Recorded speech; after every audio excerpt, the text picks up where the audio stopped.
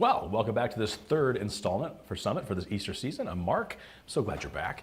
For the love of God. That's the name of this Sunday. I'm not trying to be incorrect, say the wrong thing, but for the love of God. That's what my dad and my mom used to say all the time. I'd say something stupid, I'd do something stupid, and they look at me and say, for the love of God. I'd say, you're not supposed to say that. And here I am saying it. You know what? I remember distinctly many years ago when I was a teenager, right around teenage college age, and my mom had been to the hospital. And she came home from the hospital and she was laid up and she was on the couch and she was very uncomfortable and she couldn't really get around real well. She was having to use a walker and that kind of a thing.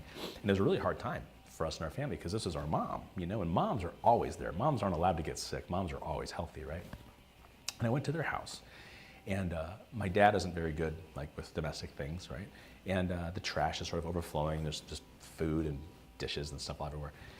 So I was trying to help out. I'm doing the dishes and I'm taking the trash out. And as I go take the trash out, I'm walking through the room where my mom is. And she's like, Mark, call the priest. And my heart just like left me. I freaked out. I thought that she was dying. I dropped the trash. I ran over to her and I said, Mom, are you okay? Mom, what's going on? Tell me what's going on. Can you see Grandma? Like, what's going on? That's not what you say to somebody who's in that situation, FYI. And I knelt down. I said, are you okay? And I held her hands. And she looks at me. She goes, no, Mark. It's just that, in like 18 years, I've never seen you take the trash out without being asked. So I thought you should call the priest. I thought, that Jesus is coming back. I'm kind of smart. So, okay, I said, no, you're going to need a priest. So I picked up the trash. I took it outside. I threw it away. And as I was outside that day, I learned a really, really invaluable lesson about love. You see, for most of my life and throughout all my teenage years, I never took the trash out without being asked.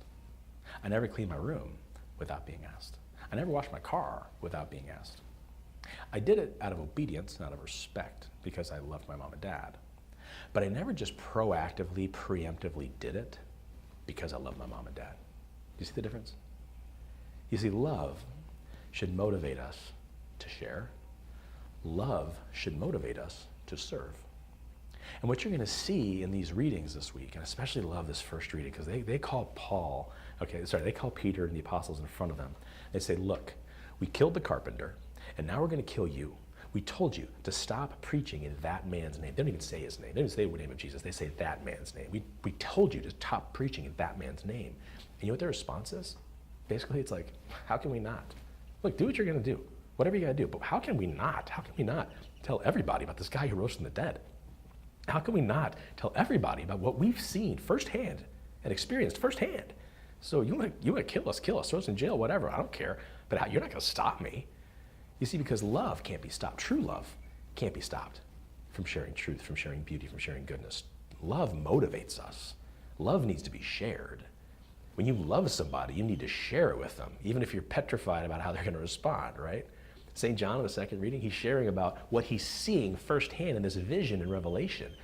He's sharing about the worship that he's seeing, the honor and the glory and the might. He's sharing it.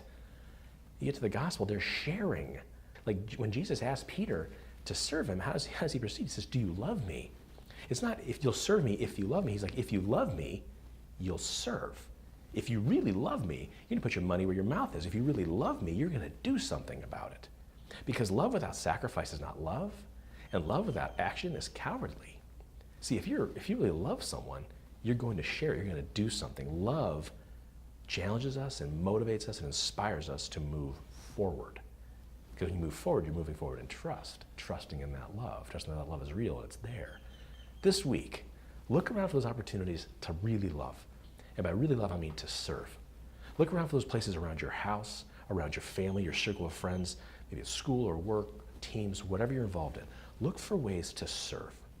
Not because you want the praise, but because you know in doing so, it praises God. We'll talk to you next week.